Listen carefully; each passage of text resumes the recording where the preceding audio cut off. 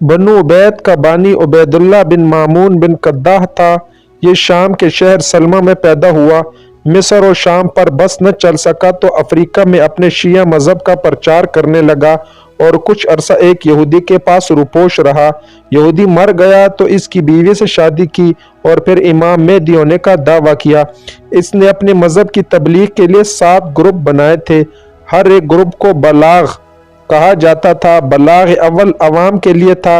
ये तशरीह तालीम देते थे, लोगों को बताते कि उबैदुल्लाह मेहदी है। बलाग सानी में राफिजियत सिखाई जाती थी।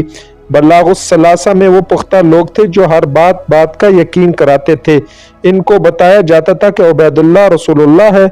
और बलाग राबिया में वो लोग थे जिनको 2 साल तक आजमाया गया हो और इनको बताया जाता था कि उबैदुल्लाह खुदा है। बलाग खामसा में वो लोग थे जिनको 3 साल तक आजमाया गया हो और बलागुस्सादस में वो लोग थे जो 4 साल आजमाए गए हों। और बलाग सबीह में मुरीद को नामूस आज़म के मुकाम पर फैज किया जाता था, यानी इनको हर हराम काम की इजाज़त थी, कोई शरई पाबंदी न थी। बिलाखिर 292 हिजरी में इसने खिलाफत की बुनियाद रखी और इसे हज़रत फ़ातिमा रज़ियल्लाहु तआला अन्हा की तरफ मंसूब करके फ़ातिमी खिलाफत कहा। अल्लामा ज़ेबी फरमाते हैं कि मैं इसे फ़ातिमी कहलाना हलाल नहीं समझता क्योंकि ये अपने दावे में झूठा था।